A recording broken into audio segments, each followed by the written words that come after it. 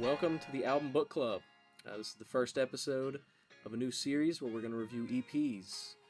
Your host Connor, here with Ethan. Your least favorite host.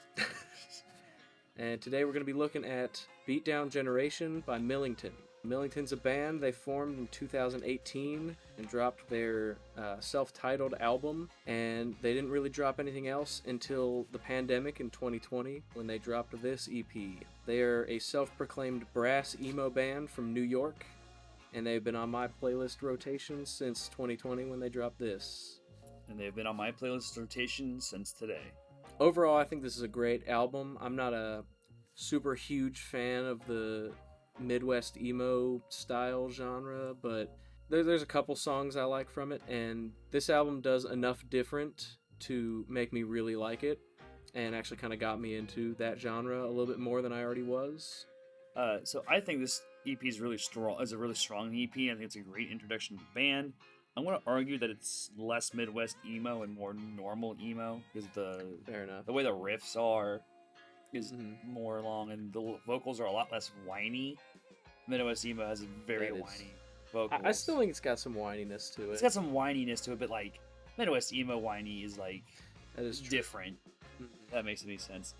I was a huge fan of the variation of the emo genre in this. Like the horns, incredible.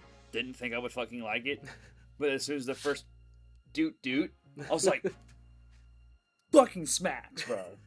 Yeah, that's how I was when I found this band. So I don't have that new experience hype anymore, but yeah, it's still some great songs on here. I agree, 100%. Speaking of great songs on here, track 1, Sad Aside. I think this was the first one that I heard. It was either this or the title track from this EP, but one of those two, and even if it was the other one, I found this one right after. Great way to introduce this album. Great way to introduce this styling of the genre. I ended up giving it an 8 out of 10. I think it was a great way to get it started. I also gave Sad Aside an 8 out of 10, actually. I think it was a good emo song, and unironically, if it was not for the horns, it would have gotten a 7.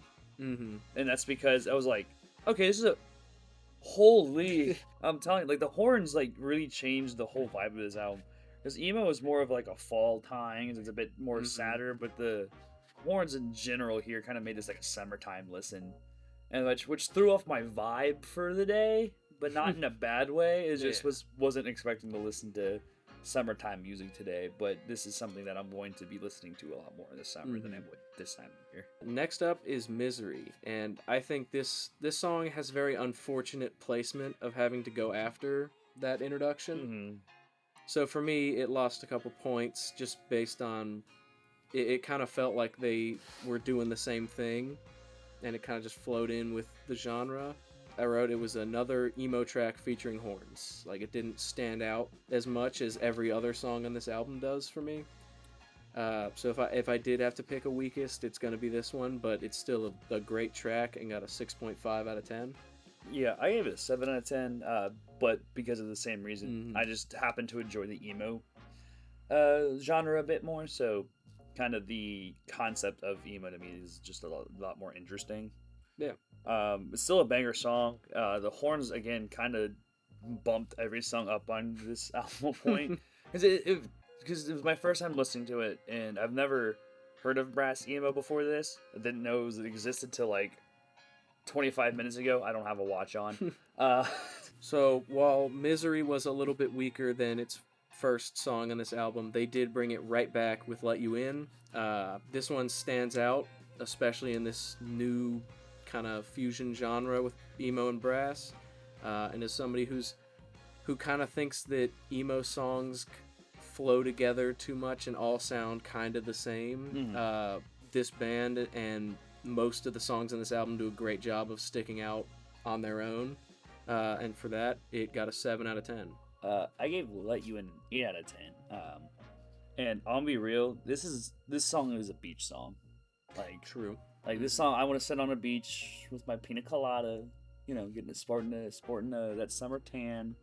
But again, I agree where it's like Midwest emo does have a tendency to sound the same a lot of the time. I will say each individual band typically has their own styling, but they don't spread out from their own styling within that band too often. And with, again, the horn still being a fresh idea to me, especially still at this point in the EP. Yeah, also the drums go crazy here. The drummer on the intros are I'm like, hi bro, go off, go off. I also feel like this belongs in a specifically also like a beach level in a Sonic game. Like Sonic Adventures 1, right? You know the first level where you with the fucking whale. Yeah. Next up is the title track off this album, Beatdown Generation. This is easily my favorite song off this album. I think it does the most to stand out. It seems like it's the title track. They definitely put the most, I'm not going to say effort is a strong word, but the most care, I guess, into this song. Maybe emotion? Yeah, maybe. But this is the embodiment of brass emo. If you were to tell me what, like those words before listening to this, it's exactly what I would have thought it was. So, I gave Beatdown Generation a 7 out of 10. Again, with the heavy beach vibes in this song in particular. I think this is one of I think the lyrics in this song are the strongest on the EP. And I'll dive into that a bit more later when we talk about the album art. But yeah, so it's a good song. There's really not much else to say about it. There's nothing you've already kind of covered it. Like if you're going to show somebody brass emo, this would be probably the better song to do it to. And next up, we got HSS. Another solid track off this album. Fits the vibe. I gave it a 7 out of 10. See, I gave this a 9 out of 10. I really liked it, but I also have a major complaint. Not enough horns in this one. True. The horns were really died down in this, and that really actually kind of upset me. I was like, literally, this song's more, honestly, kind of more like traditional emo than the others. And the horns are less prominent, which is honestly kind of upsetting. The song still absolutely slaps. With it, I really don't know what was with the random Japanese towards the end of the song. It kind of threw me for a loop, and that didn't deduct any points. But the lack of the horn is what keeps this from being a 10 in my eyes. I think you put a little bit more emphasis on the horns there. You get a 10, you get a perfect 10 song. And then the end of this EP, we got Gone. I think it's a great ending to an EP. I don't think EPs are supposed to have like a big dramatic ending or like a soft closer, but as EP endings go, I think this one did it great, getting another 7 out of 10 from me. I agree with you here that EPs don't have to have a soft dramatic ending. I will say I did give this a 7 out of 10. I did write the horns are back, baby. However, I think the song should have actually stayed on the slower acoustic side of the intro. Now, do I think the EP, for it to be a good ending, needed to be a slower acoustic song with more drama to it? No. I just think the song, the way I felt with the intro, made me feel that way. And the song is still a good song, and I want to listen to it. But honestly, I think it ended up, before we cut the part, it ended up being my bottom song because I was just like, I kind of was feeling the flow of these upbeat songs into this slower acoustic song. But that's also just my personal vibe of the album. Because sometimes you gotta mix in a little slowness with your beach vibes. You gotta make, if you're gonna be depressed on the beach, everybody's gonna be depressed on the beach. Hell yeah, of course. Yeah, but no, overall, I fucked with this song pretty hard.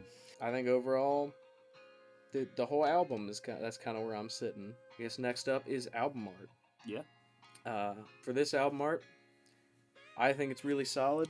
Got like a hand-drawn look to it. I think it fits the vibe pretty well. I'm going to end up giving it a 7 out of 10 to match most of the other scores on this EP. I gave the album art an 8 out of 10. And, honestly, I really like the art style done in general, though. I do agree with that. It got a bonus point because I took a lyric out of the title track, Beatdown Generation, and that's what they based the album art on, because there's literally a lyric, when you fell through the ceiling. You fell through the ceiling. And so, that to me, like, really brought home, I was like, okay, so you took what you said literally and put into an album art, and to me, to do that gives it a bonus point because it relates to the album more that way, or the EP more. For sure, yeah. Overall, I think this is a great EP. You should check it out. I guess we'll just see you in the next episode of this whenever that happens. Listen to it, or like, I don't know. Don't. I'm not your boss.